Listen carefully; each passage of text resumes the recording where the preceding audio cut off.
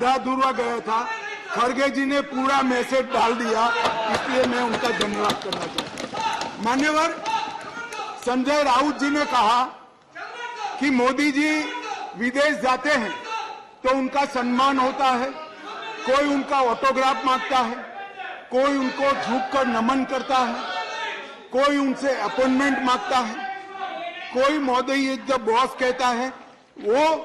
वो सम्मान मोदी जी का नहीं है, देश का सम्मान।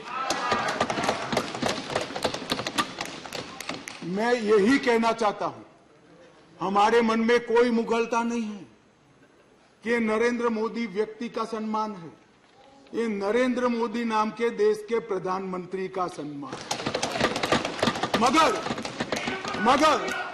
मगर इतने सारे देश के राष्ट्रपति, प्रधानमंत्री, राष्ट्राध्यक्ष भारत के प्रधानमंत्री को सम्मान देते हैं, इससे देखकर आप भी जरा देना चालू करो तो थोड़ा अच्छा दिखेगा। मान्यवर कम्युनिस्ट पार्टी के 2 सदस्यों ने मेरी पार्टी का उल्लेख देकर कहा कि मेरी पार्टी का आजादी के आंदोलन में कोई इतिहास नहीं है, हिस्सा नहीं।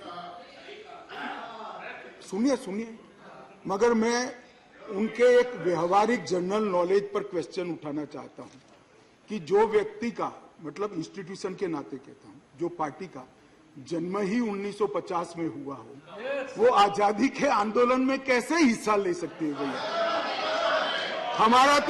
हमारी पार्टी का जन्म ही 1950 में हुआ, हम कैसे आजादी का आंदोलन लड़ेंगे?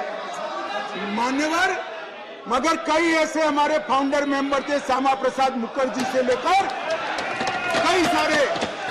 आज बंगाल अगर भारत में है तो श्यामा प्रसाद मुखर्जी के कारण है, और अगर आज कश्मीर भारत में है तो श्यामा प्रसाद मुखर्जी के कारण। और मान्यवर ये कह रहे थे ये नागपुर से इशारा आता है, नागपुर से।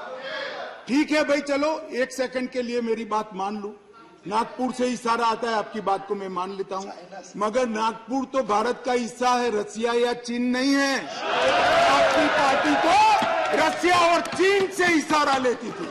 मान्यवर ये मुझे क्या कह रहे हैं?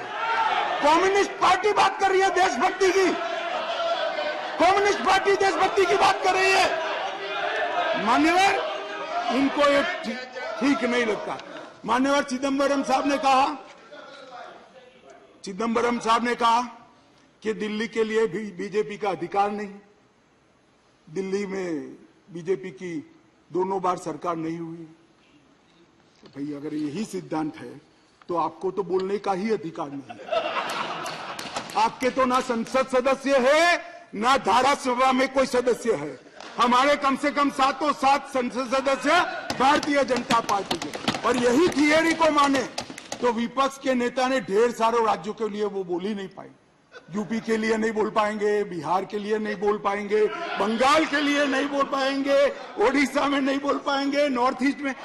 ये सदन का हर सदस्य देश के झर्रे झर्रे के लिए चप्पे बोल किस तरह से देश के गृह मंत्री को रिस्ट्रिक्ट करना चाहते हैं।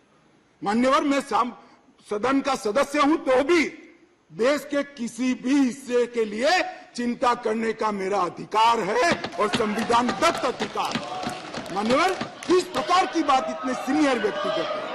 मान्यवर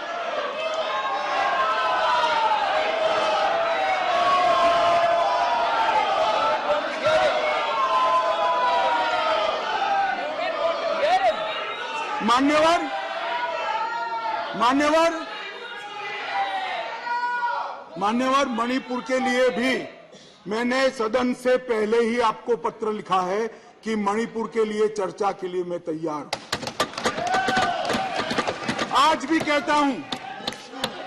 कहता हूं अभी 11 तारीख बाकी है, हमें कुछ छिपाना नहीं है, छुपाना आपको है जो चर्चा होने नहीं देते हैं, आपको छुपाना है। और मैं कहता हूं मान्यवर 11 तारीख को चर्चा खड़गे जी कह दे, मैं कहता हूं इसी तरह से सुन नहीं पाएंगे मान्यवर, नहीं सुन पाएंगे। और इसीलिए मणिपुर पर चर्चा करने के लिए मान्यवर